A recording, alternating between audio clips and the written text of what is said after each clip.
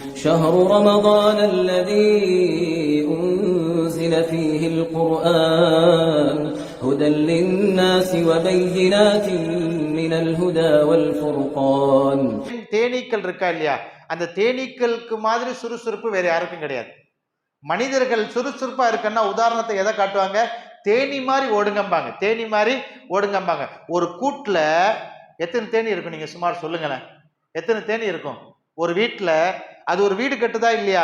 இப்போ நீங்க மற்ற விலங்கினங்கள்லாம் வீடு கட்டினா கணவனும் மனைவி இருப்பாங்க, ரெண்டு விலங்கு, ரெண்டு பறவை, ரெண்டு பட்சி இருக்கும். ஆனா தேன் கூட்டுல தேன் வீடு இருக்கா இல்லையா?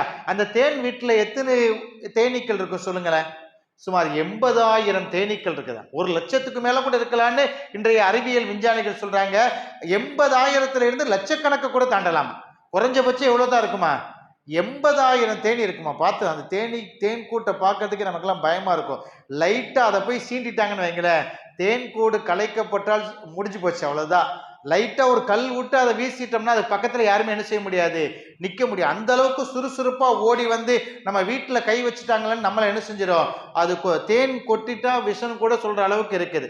அதனுடைய கடி பயங்கரமா இருக்கும்னு நம்ம எல்லாரும் பார்த்துருப்போம். அதனால தேன் கூட பார்த்தாலே எல்லாத்துக்கும் அலர்ஜி தான். அப்போ அந்த தேன் கூட்டுல 80,000 ஒரு வீட்டுல, அது ஒரு வீடு தான், அது கட்டி இருக்கக்கூடியது ஒரு வீடு.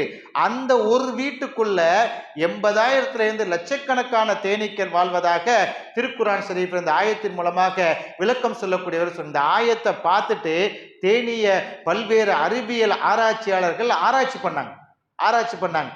அதுல 3 விதமான தேனீக்கள் இருக்குதா. ஒன்னு ராணி தேனி, நம்ம பாட்டுலாம் கூட படிச்சிருப்பாங்க. ராணி தேனி அது பெண் தேனீக்கள் தான் ராணியாக இருக்குமா. தேனீக்கள்ல ராஜாவே கிடையாது. தேனீக்கள் என்ன கிடையாதா?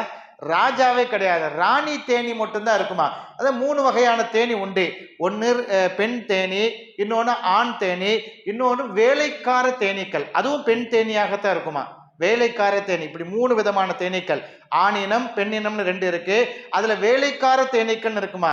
அந்த வேலைக்கார தேனீக்கள் தான் நாடு நகரம் காடு மலை அங்க எங்கன்னு போய் எங்கெல்லாம் பூ உற்பத்தி ஆகிருக்குது, பூ காலம்னு ஒன்று இருக்கும். இந்த உதிர்காலம் போய் இலை உதிர்காலம்னு இருக்கும், பூ பூக்கக்கூடிய காலம்னு இருக்கும். அப்ப எங்கெங்க பூ அதிகமாக பூத்திருக்கிறது என்பதை பார்த்து சொல்வதற்காகத்தான் இந்த வேலைக்கார தேனீக்கள் செயல்பட்டு கொண்டே இருக்குமா. அது பறந்து போய் எங்கெல்லாம் பூ அதிகமாக பூத்திருக்கிறது, எந்த பூக்கள் எல்லாம் அதிகமாக தேன் இருக்கிறது சுரந்திருக்கிறது என்பதை பார்த்துட்டு சொல்லுமா. அது சொல்வதற்கு ஒரு நடனம் ஆடுமா. அதுதான் அந்த தேனீக்கள் அந்த சவுண்டு பார்த்துருப்போமா, அந்த ஒரு விதமான சவுண்டு வரும். அந்த சவுண்டு தான் தேனீக்கள் நடனம் ஆடுவது என்று. அந்த நடனம் ஆடி அந்த ராணிக்கு அதை தெரியப்படுத்துவோம், அங்கதான் இருக்குன்னு. நீங்க ஃபோர்ஸ் எல்லாம் அனுப்புங்க, அந்த 80,000 ஃபோர்ஸையும் அனுப்புனாதான் தேனை எடுத்து செய்ய முடியும், கொண்டு வர முடியும். அப்புறம் அந்த வேலைக்கார தேனீக்கள் பார்த்துட்டு ஒரு வித நடனம் ஆடி அந்த வீட்டில் சொன்ன உடனே எல்லா தேனீக்களும் போய் அந்த பூக்களில் இருந்து தேனை எடுத்துட்டு சேமிச்சு மனிதர்களுக்கு. எவ்வளவு பெரிய அற்புதமான விஷயம் பாருங்க.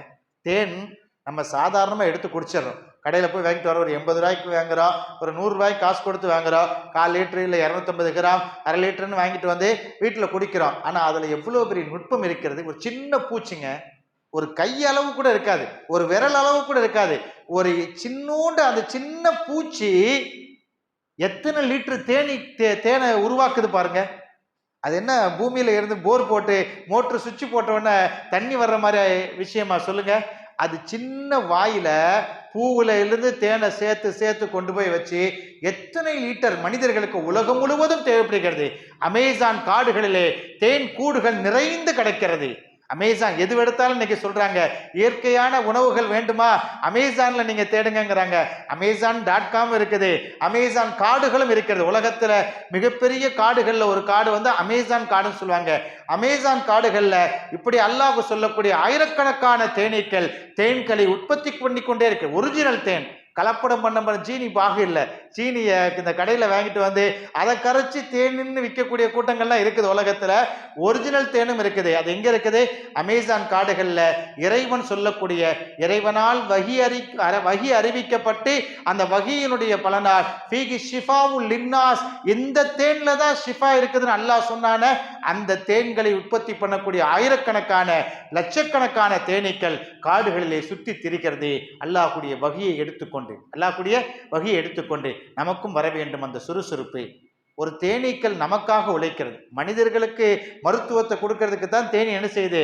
உழைச்சிக்கிட்டு இருக்குது. அந்த தேனி என்ன தனக்கு தானேவா லாபம் வர்றதுக்காக உழைக்குது? யாராவது தேனை எடுத்துட்டு வந்து உன் கூட்டில் இருந்து இவ்வளோ தேனை எடுத்திருக்கிற இந்த காசு அப்படின்னு ஏதாவது என்னைக்கா தேன் கூட்டில் கொண்டு போய் போட்டிருக்கமா பணத்தை? இலவசமாக தேனை எடுத்து வருகிறோம். அந்த தேன் கூட்டில் கொண்டு போய் என்னைக்காவது நம்ம பணத்தை போட்டிருக்கோமா சொல்லுங்க? அது எவ்வளவு கஷ்டப்பட்டு தேனை உற்பத்தி பண்ணியிருக்குது. அதுக்கு எந்த விதமான பலனும் இல்லை. இது அல்லாஹ்வுடைய வகியை கொண்டு மனிதர்களுக்கு பயன்பட வேண்டும், மனிதர்களுக்கு ஏற்படக்கூடிய நோய்கள் எல்லாம் தீர்க்கப்பட வேண்டும் என்பதற்காக இறைவன் மூலமாக வகி அறிவிக்கப்பட்டு அந்த தேன்கள் மனிதர்களுக்காக உழைத்து கொண்டே இருக்கிறது. அந்த சுறுசுறுப்பிலே 1% மனிதர்களுக்கு வர வேண்டும் என்று குர்ஆன் நமக்கு பாடம் எடுக்கிறது. அத்தகைய பண்பாட்டை நாமும் அப்படி நடந்து கொள்வோம். உலகத்தில் இது மாதிரி ஏராளமான உயிரினங்கள் இருக்கு. இன்னைக்கு சொல்லப்பட்ட சூறால அல்லாஹ் தஆலா மாட்டை பத்தி கூட சொல்றா. மாட்டுல எப்படி பால் வந்துச்சுங்கிறது கூட சொல்றா. அது தன்னுடைய சாப்பிடக்கூடிய சாப்பாட்டை எல்லாம் இரத்தமாக ஆக்கி கொண்டு தன் இரத்தத்திலே இருந்து பாலை பிரித்தெடுத்து மனிதர்களுக்கு கொடுக்குது. அந்த பால் இருக்குத குர்ஆன்ல அல்லாஹ் சொல்றா இரத்தத்தில் இருந்து வருகிறதுன்னு சொல்றார். ரத்தத்தை பிடிச்சி உறிஞ்சி எடுத்தா எப்படி இருக்கும்? அதைத்தான் பாலாக உங்களுக்கு மாற்றி மாடுகள் உங்களுக்கு தந்து கொண்டிருக்கிறது என்று குர்ஆனிலே இன்றைக்கு ஓதப்பட்ட ஆயத்துகளிலே அல்லாஹ் தஆலா இப்படி ஏராளமான உயிரினங்களை பற்றி மனிதர்களுக்காக பல்வேறு வசதி வாய்ப்புகளை கொடுக்க வேண்டும் என்பதற்காக பல உயிரினங்கள் இந்த உலகத்திலே வாழ்ந்து கொண்டிருக்கிறது என்பதை திருக்குர்ஆனிலே அல்லாஹ் தஆலா சொல்லி காட்டுகின்றான். அல்லாஹ் தஆலா நமக்காக ஏற்பாடு செய்து வைத்திருக்கக்கூடிய இந்த நிஅமத்துக்களை எல்லாம் நினைத்து பார்ப்போம். நம்மை சுற்றி ஆயிரக்கணக்கான நிஅமத்துக்கள் நமக்காக அல்லாஹ் தஆலா உருவாக்கி தந்திருக்கின்றான். இதற்கெல்லாம் நன்றி செலுத்த வேண்டும். அல்லாஹ்விடத்தில் நாம் செய்த பாவங்களுக்கு மன்னிப்பை தேடிக்கொள்ள வேண்டும். நாம் மேற்சொன்ன அந்த 2 துவாக்களை மனப்பாடம் செய்து கொள்ளுங்கள். இது மாதிரியான நமக்காக படைக்கப்பட்டிருக்கக்கூடிய உயிரினங்களுடைய செயல்பாடுகளை நாம் நினைத்து பார்ப்போம். அல்லாஹ்விற்கு நன்றி செலுத்துவோம். அல்லாஹ் தஆலா உண்மை முஸ்லிம்களாக முஃமின்களாக காலமெல்லாம் நம்மை அல்லாஹ் ஆக்கி அருள்பாலிப்பானாக. அது மாதிரி இன்றைய தினம் ஓதப்பட்ட ஒரு சூராவுடைய பெயர் சூரத்துன் நஹல், தேனி. நம்ம எல்லாத்துக்கும் தெரியும். நபிகள் நாயகத்தில் ஒரு சஹாபி வர்றாங்க, வயிற்று வலி. அவருக்கு என்ன பிரச்சனை? வயிற்று வலி பிரச்சனை. அப்போ வயிற்று வலியால் அவர் அவதிப்படும் போதே நபிகள் நாயகம் அவருக்கு தீர்வாக சொன்ன ஒரு விஷயம் என்னவென்று சொன்னால், அந்த சஹாபியை பார்த்து நபிகள் நாயகம் சொன்னாங்க, 4 தடவை நீ தேனை பருகி கொள், 4 தடவை தேனை அருந்திக்கொள், தேன் சாப்பிட்டுக்க.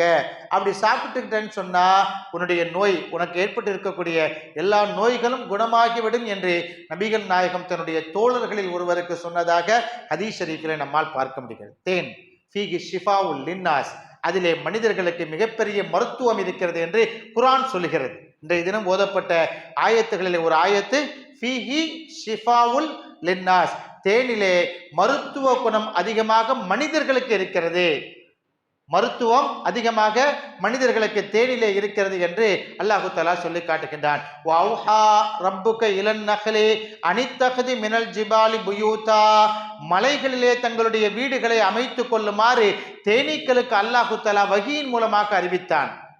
மலை தேன் தான் நல்லா இருக்கும்பாங்க. நம்ம வீடுகளில் நம்ம ஊர்களில் இருக்கக்கூடிய தேனுக்கு அவ்வளோ பெரிய பவர் கிடையாது. எந்த தேனுக்கு தான் பவர் அதிகம்?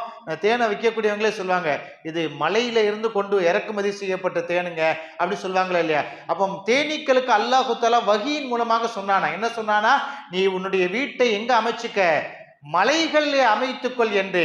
சும்மக்குலி மின்குல்லி தமராத்தி ஃபசுலுக்கி சுபல ரப்பிக்க துருலா அப்படின்னு அல்லாஹ் தஆலா பேசுறா.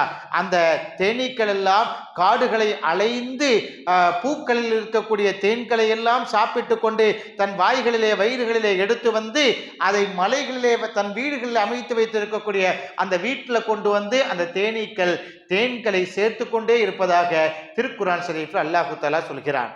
அது பூக்கள் தேடி தேடி தேடி தேடி பூக்கள்ல போய் தேனை எடுத்துட்டு வந்து அது வீடு கட்டி வச்சிருக்கதா இல்லையா மலையில, அந்த வீட்டுல கொண்டு வந்து தேனை அது கொட்டி விடுகிறது. அந்த பானத்தை தான், அது வயிற்றிலே இருந்து வரக்கூடிய அந்த பானத்தை தான் நாம் தேனாக உட்கொள்கின்றோம். அந்த திரவம் தான் மனிதர்களுக்கு மருத்துவமாக மகத்துவமாக பயன்படுகிறது என்று திருக்குரான் ஷரீஃபிலே அல்லாஹு தாலா சொல்லி காட்டுகின்றார். இந்த 10 நாட்களும் அல்லாஹ்விடத்திலே அஸ்தகுஃபிருல்லாஹுல் அலீம் என்ற வார்த்தையை அதிகமாக சொல்வோம். அல்லாஹும் மகுஃபிர் லனா என்ற வார்த்தையை, ரப்பிகு ஃபிர்லனா என்ற வார்த்தையை அல்லாஹ்விடத்திலே அதிகமாக ஓதுவோம். அல்லாஹு தாலா நம்மை ஏற்று நம்முடைய தௌபாக்களை எல்லாம் ஏற்று அல்லாஹு தாலா நம் மீது அருள்பாலிப்பானாக. நபிகள் நாயகம் ஸல்லல்லாஹு அலைஹி வஸல்லம் மகுஃபிரத்திற்காக பல்வேறு துவாக்களை கற்றுத்தந்திருக்கிறார்கள். அதிலும் குறிப்பாக இன்றைய தினம் ஓதப்பட்ட ஒரு சூரா இப்ராஹிம் அலைஹி வஸலாத்து வஸலாம் பெயர் தாங்கிய சூரா, என்று 3 சூரா ஓதப்பட்டது. இனிமேல் சிறிய சிறிய சூறாக்கள் தான், அதனால் ஒவ்வொரு நாளும் 3 அல்லது 2 சூறாக்கள் கூட ஓதப்படலாம். இப்ராஹிம் என்ற சூரா, சூரத்து ரஅத், சூரத்து நஹ்ல், 3 சூறாக்கள் ஓதப்பட்டது. இப்ராஹிம் என்று சொன்னால் நமக்கு தெரியும். ரஅத் என்று சொன்னால் இடி என்ற அர்த்தம். இடின்னு ஒரு அர்த்தத்தில் கூட ஒரு சூறாவை அல்லாஹு தஆலா இறக்கி வைத்து இன்றைய தினம் அது ஓதப்பட்டது. சூரத்து நஹ்ல், தேனி என்று சொல்லக்கூடிய, நம்ம தேன் சாப்பிட்றோமா இல்லையா, அந்த தேனை பத்தி அல்லாஹு தாலா சொல்லக்கூடிய ஒரு சூறா இன்றைய தினம் இறக்கி வைக்கப்பட்டது. முதலாவது சூறால அல்லாஹு தாலா இப்ராஹிம் நபி கேட்ட ஒரு 2 துவாக்களை சொல்லி காட்டுகின்றான். அந்த 2 துவாவையும் முஸ்லிம்கள் ஓதுவதற்கு மறக்கக்கூடாத ஒரு துவா. இந்த 2 துவாவையும் எல்லா நிலைகளிலும் நாம் ஓதிக்கொள்ள வேண்டும். முதல் துவா என்னன்னு சொன்னா, ரப்பி ஜஅல்னி முகீமஸ் ஸலாத்தி வ மின் துர்ரிய்யத்தி ரப்பனா வ தகப்பல் துஆ. ஒரு 3 விஷயத்தை இப்ராஹிம் நபி கேட்கிறாங்க. ரப்பி ஜஅல்னி முகீமஸ் ஸலாத்தி, இறைவா என்னை தொழக்கூடியவனாக ஆக்கு, தொழுகையை நிலைநாட்டக்கூடியவர்களில் ஒருவனாக என்னை மாற்றிவிடு என்று தொழுகையாளியாக மாறுவதற்கு இப்ராஹிம் நபி துவா செய்ய. ஒரு நபி இப்படி துவா செய்யணுமா? நபி தான் தொழுங்கன்னு மற்ற மக்கள்கிட்ட போய் சொல்லணும். ஆனா அந்த நபி எப்படி துவா செய்யறாங்க? யாரெல்லாம் என்னைய தொழுகையாளியாக முதல்ல ஆக்குன்னு துவா செய்யறாங்க. இப்ப நம்ம எல்லோருமே நாம் தொழுகைக்கு வர்றதுங்கிறது இருக்காது, ஒரு பாக்கியம் எல்லாத்துக்கும் கிடைக்கிறது இல்லை. இப்போ நோம்புல 30 நாளும் 20 ரக்காத்தை விடாம தொழுகிறதுங்கிறத நீங்க நினைச்சால் நடக்காது, நான் நினைச்சால் நடக்காது.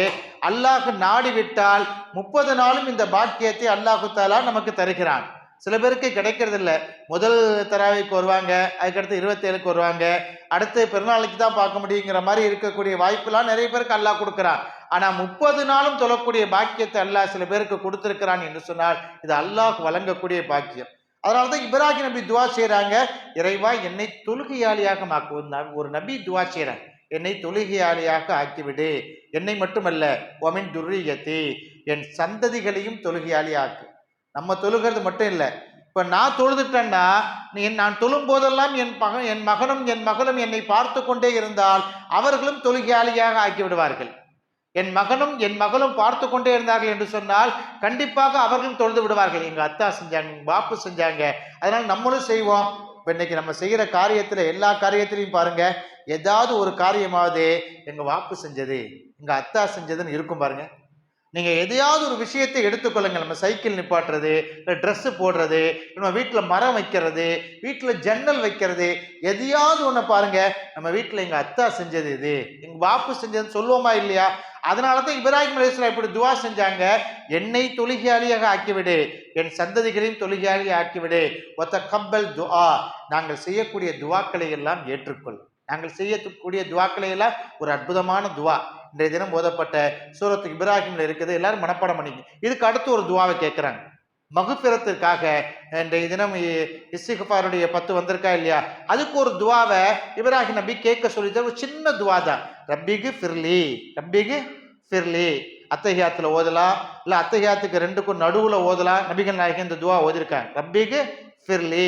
சின்ன வார்த்தை தான். அத்தஹியாத்துல ஓதலாம், இல்லை சஜிதாவில் கூட ஓதலாம். நீங்க சஜிதாவில் இருக்கும்போது நபிகள் நாயகம் அதிகமாக இந்த துவாவை ஓதியதற்காக ஹதீஸ் ஷரீஃபை நாம் பார்க்கிறோம். நபிகள் நாயகம் அதிகமாக ரப்பிகு ஃபிர்லி அப்படிங்கிற வார்த்தையை சஜிதாவில் ஓதியதாக பல்வேறு சஹாபாக்கள் ஹதீஸாக அறிவித்திருக்கிறார்கள். ரப்பிகு ஃபிர்லி வலி வாலிதைய, என்னையும் மன்னித்து விடு, என் தந்தை தாயையும் மன்னித்து விடு, என் பெற்றோர்களையும் மன்னித்து விடு.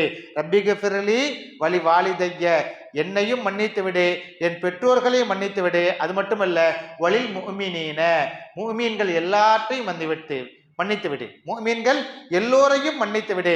யௌம யக்கூமுல் ஹிசாப், உலகத்தில் மட்டுமல்ல நாளை மறுமையிலே நீ கேள்வி கணக்கு கேட்பதற்காக எங்களை எல்லாம் நிறுத்தி வைத்திருப்பாயே, அப்பொழுதும் எங்களை மன்னித்து விடு, என்னையும் என் பெற்றோர்களையும் முஃமின்களையும் மன்னித்து விடு. இந்த ரெண்டு துவாவோ முஸ்லிம்கள் முஃமின்கள் மௌத்து வரை கேட்கக்கூடிய அற்புதமான துவா.